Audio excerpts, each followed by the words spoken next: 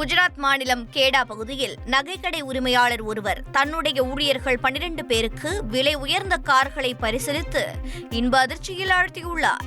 கைலாஷ் காப்ரா என்பவர் நடந்து முடிந்த நிதியாண்டில் தனது நிறுவனத்தின் டர்ன்ஓவர் குறிப்பிட்ட காலத்தில் 200 கோடி ரூபாயாக உயர்ந்த மகிழ்ச்சியில் நிறுவனத்தின் வளர்ச்சிக்காக பாடுபட்ட ஊழியர்களை அங்கீகரிக்கும் விதமாக இனோவா XUV 700 உள்ளிட்ட விலை உயர்ந்த கார்களை பரிசீலித்துள்ளார். மேலும் சில ஊழியர்களுக்கு இருசக்கர வாகனங்கள், மொபைல் போன்கள், தங்கம் மற்றும் வெள்ளி நாணயங்கள், ஹாலிடே பேக்கேஜ் ஆகியவற்றையும் வழங்கியுள்ளார்.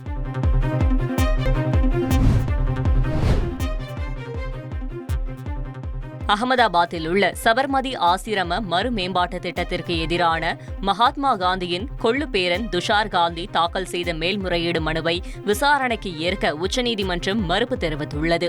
அனைத்து அம்சங்களையும் ஆராய்ந்த பிறகும் மாநில அரசு அளித்த உறுதியையும் பதிவு செய்த பிறகே சார், என்னோட ரெசிக்னேஷன் எதுக்கு? நானே ஜாப்ஸ் உருவாக்கி பாஸ் ஆகலான்னு இருக்கேன். எப்படி? பாஸ்வாலா.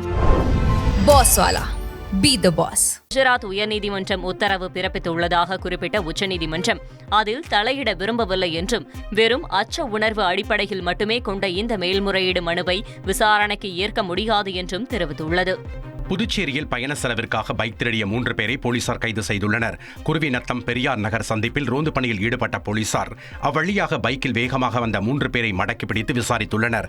சென்னையில் இருந்து ரயில் மூலம் புதுச்சேரியை சுற்றி பார்க்க வந்த 3 பேர் வழி செலவிற்காக பைக் திருடியது தெரியவந்தது. இதையடுத்து 17 வயது சிறுவன், இளைஞர்கள் ரமேஷ், திருமலை ஆகிய 3 பேரை கைது செய்த போலீசார் அவர்களிடமிருந்த பைக்குகளை பறிமுதல் செய்தனர்.